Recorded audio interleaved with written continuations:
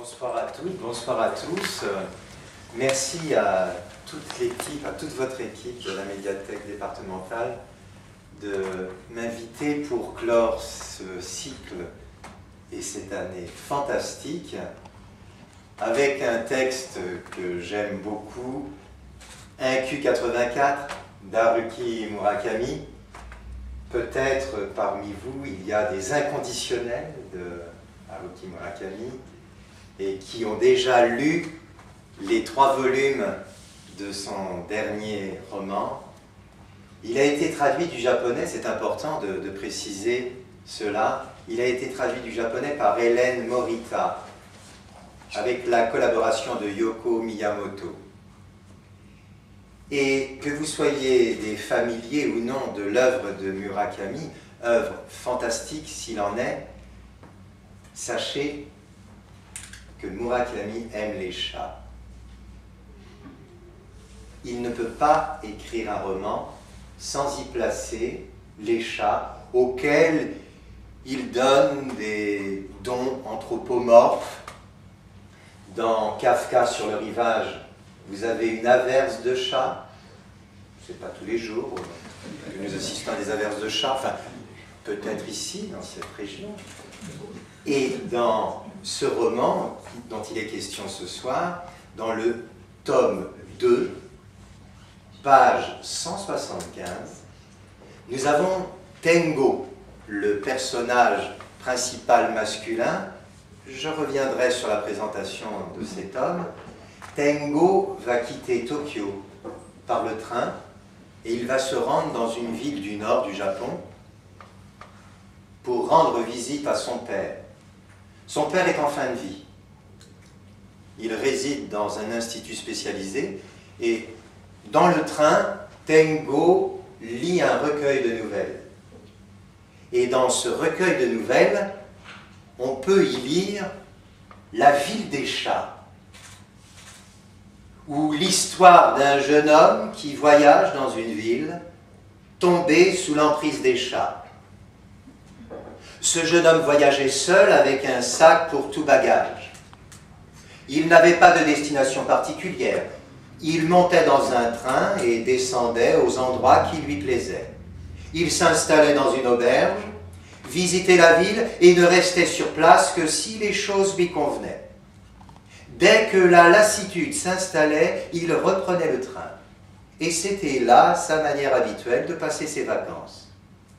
Un jour, par la fenêtre, il aperçut une jolie rivière qui serpentait entre des collines verdoyantes. Il eut une impression de paix en voyant la minuscule ville nichée au pied des collines avec son vieux pont de pierre qui enjambait la rivière. Le paysage était une invite à son cœur. Peut-être dégusterai-je là de bonnes truites, se dit-il. Quand le train s'immobilisa à la gare, le jeune homme prit son sac et sortit. Il fut le seul voyageur à descendre. À peine eut-il mis le pied à terre que le train repartit. Il n'y avait aucun employé dans la gare qui semblait n'accueillir que très peu de visiteurs. Le jeune homme traversa le pont de pierre et marcha jusqu'à la ville. Elle était tout à fait silencieuse. On n'y voyait absolument personne. Tous les magasins avaient fermé leurs volets. La mairie était déserte. Dans l'unique hôtel, pas d'employé à la réception. Il sonna, personne ne vint. La ville semblait dépeuplée. Peut-être les habitants étaient-ils allés faire la sieste, mais il n'était que 10h30 du matin, trop tôt tout de même. En tout cas, pour une raison ou pour une autre, les gens avaient fui la ville. Et comme il n'aurait pas de train avant le lendemain matin, il lui fallait bien passer la nuit sur place. Il se promena donc au hasard pour tuer le temps. En réalité, il se trouvait dans la ville des chats. Après le coucher du soleil, des chats en grand nombre franchirent le pont et envahirent la cité. Des chats de tout pelage, de toute espèce, plus grands que des chats ordinaires, mais des chats tout de même. Stupéfait par ce spectacle, le jeune homme grimpa sur la tour du clocher au centre de la ville où il se cacha. Les chats ouvrirent les volets des magasins d'une patte experte, s'installèrent à la table de la mairie et se mirent à exécuter leurs tâches respectives. Un certain temps après, un autre groupe de chats, fort nombreux, franchit lui aussi le pont. Ils entrèrent dans les magasins où ils firent des achats, se rendirent à la mairie et remplirent des formulaires administratifs, allèrent dîner dans le restaurant de l'hôtel. Quelques-uns burent de la bière dans un café, entonnèrent de joyeux chants de chats. Certains jouèrent de l'accordéon et d'autres se mirent à danser sur la musique. Comme les chats voient partout dans l'obscurité, ils n'avaient pas besoin de lumière, mais cette nuit-là, la pleine lune éclairait toute la ville, et du haut du clocher, le jeune homme put observer le spectacle. À l'approche de l'aube, les chats fermèrent les magasins, achevèrent leurs divers travaux, franchirent le pont les uns après les autres et retournèrent d'où ils étaient venus. Au lever du jour, il n'y avait plus de chats. Le jeune homme redescendit dans la ville dépeuplée. Il alla se coucher à l'hôtel et sombra dans le sommeil.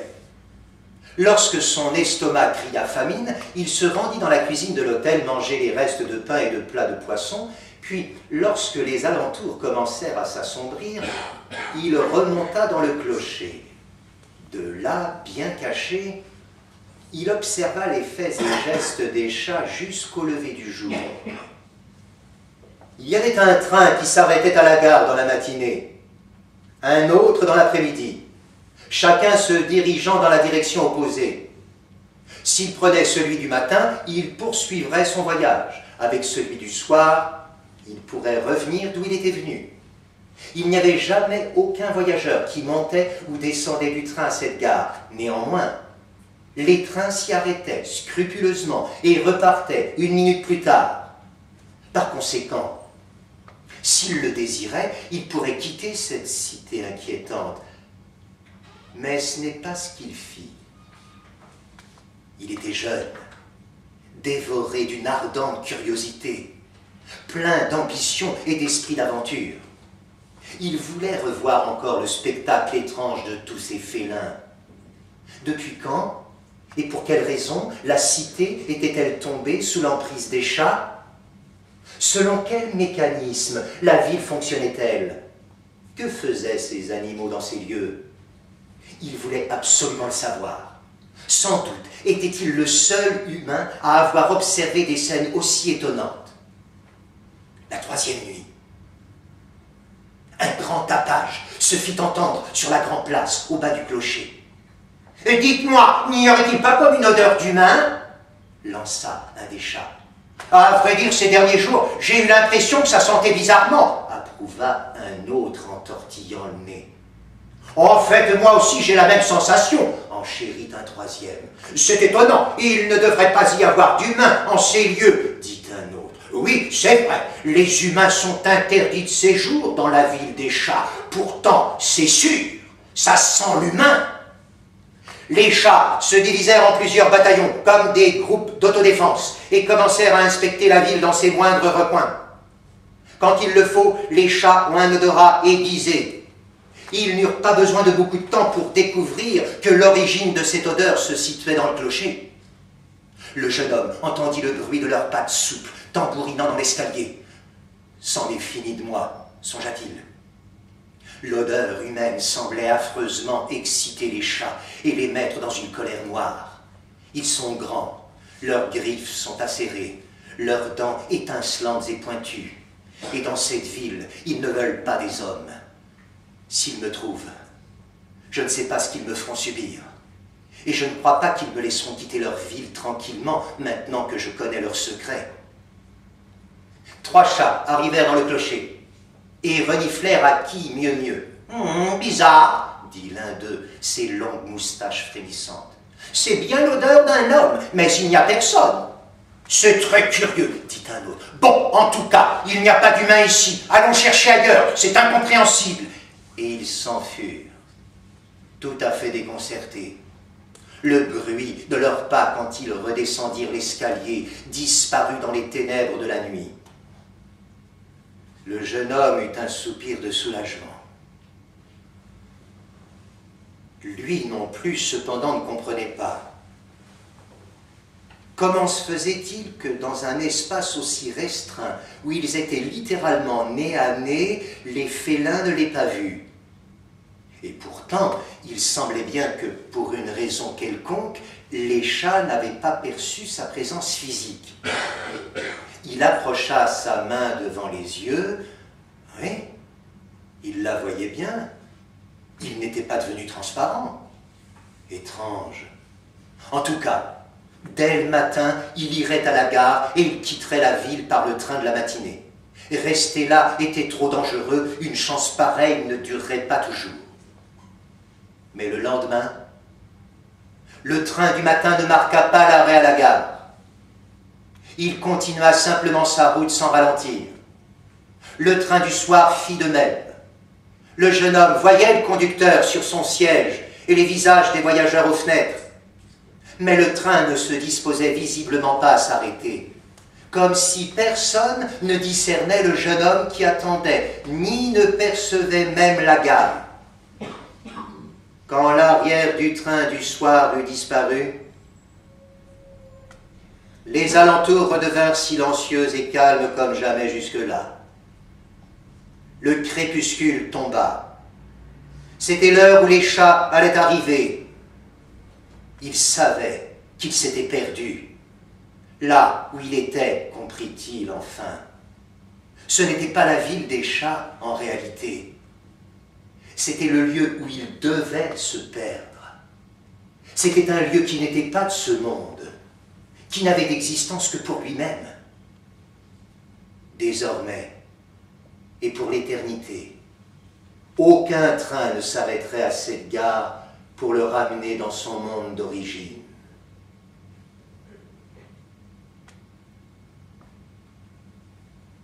Cette nouvelle, je vous l'ai dit en introduction, est enchâssée dans le roman à la page 175 du 2e tome. Et en fait, cette nouvelle est un peu la métaphore, la parabole du roman dans son entier. Pour des personnes qui n'auraient pas lu l'œuvre, je vais faire une petite présentation des deux personnages principaux. Vous avez Tengo, personnage masculin, 29 ans. Officiellement, je dis bien officiellement, professeur de mathématiques.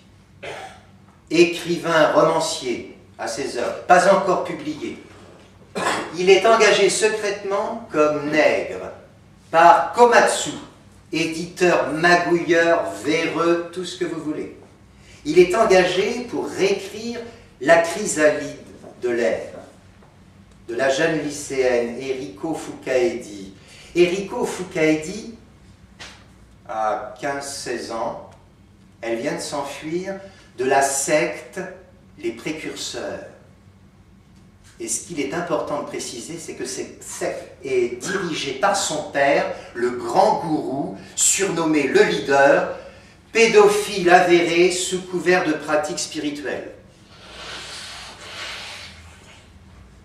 Fin de présentation pour Tengo. De l'autre côté, son pendant féminin, Aomame, 29 ans également, officiellement, elle aussi, professeure d'arts martiaux cette fois, mais aussi plus ou moins masseuse, kiné, ostéopathe auprès d'une vieille femme, qui l'engage discrètement pour liquider des hommes coupables de pédophilie ou de violence conjugale. Je ne sais pas si vous voyez comment les choses vont s'imbriquer. Alors, Murakami est un petit malin. Il écrit un chapitre sur Tengo. En général, ça coupe au moment le plus crucial du chapitre.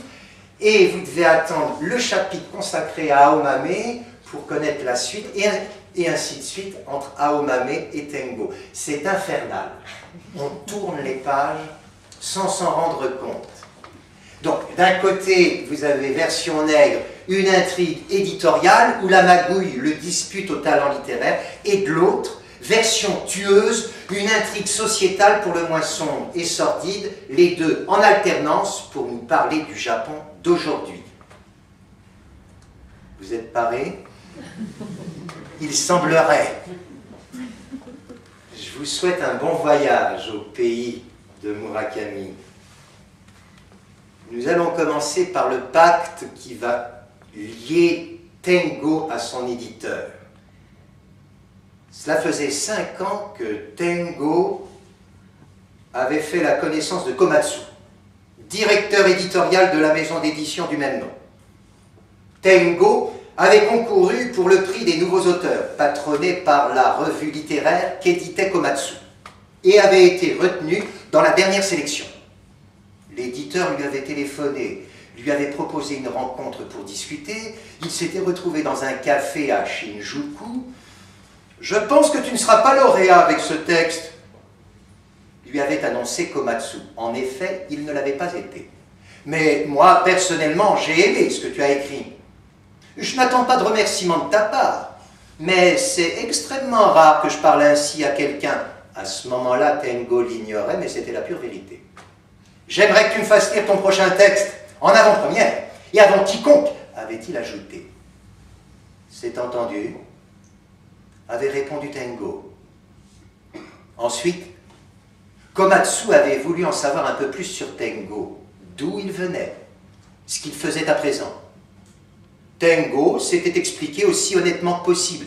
Il vivait seul dans un petit appartement à Quenji, et parallèlement à son travail de professeur de mathématiques, il écrivait des romans. Lui-même ne savait pas vraiment s'il voulait devenir romancier à plein temps.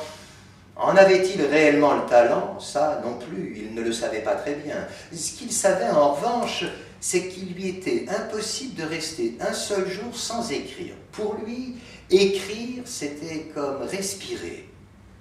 Dès que Tengo avait achevé un nouveau roman, il le soumettait à l'éditeur qui le lisait et lui donnait son avis. Tengo modifiait alors son manuscrit selon ses indications, puis il le lui présentait une nouvelle fois et Komatsu le conseillait encore, comme un entraîneur qui place peu à peu la barre plus haut. « Dans ton cas, lui avait-il déclaré, il te faudra peut-être du temps, mais tu ne dois pas te presser. Reste confiant, écris chaque jour, sans exception. Garde tout ce que tu écris, ne jette rien, cela te servira peut-être un jour. » « C'est entendu, » avait répondu Tengo. Les intentions de Komatsu n'étaient pas claires. « Ce à quoi j'ai pensé, vois-tu, lui dit un jour Komatsu, ça a quelque chose d'un peu énorme. » « Énorme? » « Oui, énorme. Le prix Akutagawa. » « Le prix Akutagawa. Le prix Akutagawa, dis-moi, naïf Tengo, ça te dit quelque chose, non? Tu sais, ce prix dont on parle sans arrêt dans les journaux et même aux infos à la télé. Écoutez, monsieur Komatsu, je ne suis pas très sûr de vous comprendre. C'est bien de Fukaeri que nous étions en train de parler, non? Mais oui, justement, nous parlons de Fukaeri, Eriko Fukaeri, et de son manuscrit, La chrysalide de l'air. Mais vous avez pourtant bien insisté sur le fait que cet ouvrage n'avait aucune chance pour le prix des jeunes auteurs, non? Enfin, en l'état, c'est impossible. Justement, en l'état, c'est une évidence. C'est-à-dire que vous voulez qu'on retouche le manuscrit qui a été déposé? Voyons, Tengo, il n'y a pas d'autre moyen. C'est une pratique courante que des éditeurs fassent réécrire des œuvres prometteuses. Simplement, cette fois, cela ne pourra être fait par l'auteur. Et il faut donc que quelqu'un d'autre s'en charge. Quelqu'un d'autre? En répétant ces mots, Tengo connaissait déjà la réponse à sa question. Il ne la posait que pour en être certain. C'est toi, Tengo, qui vas la réécrire, dit Komatsu. L'affaire est simple. En vous réunissant tous les deux, on obtient un nouvel écrivain en une seule personne, et voilà. Fukaeri apporte son histoire à l'état d'ébauche, et Tengo lui donne un style élaboré, la combinaison idéale, et tu es le seul à pouvoir le faire.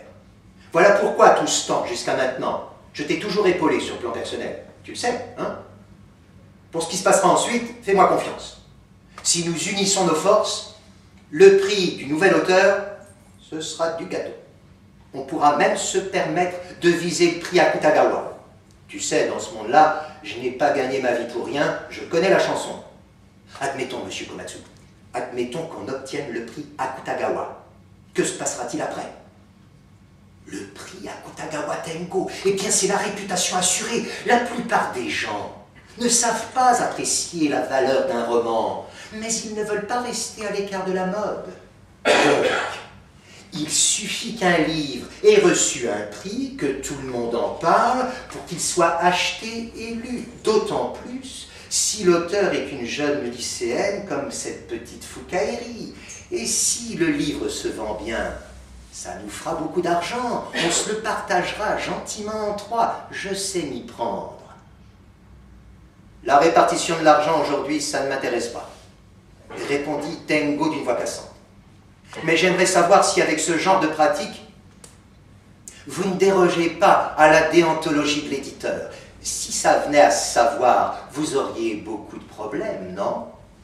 Mais non, Tengo, je suis capable de faire les choses prudemment. Ce qui me plaît dans cette affaire, vois-tu, c'est l'occasion qui m'est donnée de me moquer du monde littéraire. J'ai vraiment envie de leur rire au nez, là, à tous ces tristes individus qui fourmillent dans l'ombre, qui se courtisent les uns les autres et se léchouillent leurs petites plaies et s'asticotent, et qui en même temps jacassent à n'en plus finir sur la mission de la littérature. Je vais te les rouler dans la farine en torpillant le système. Tu ne trouves pas ça drôle comme idée? Et puis, le plus important, c'est que nous aurons transformé la chrysalide de l'air en une œuvre bien plus aboutie. À voir.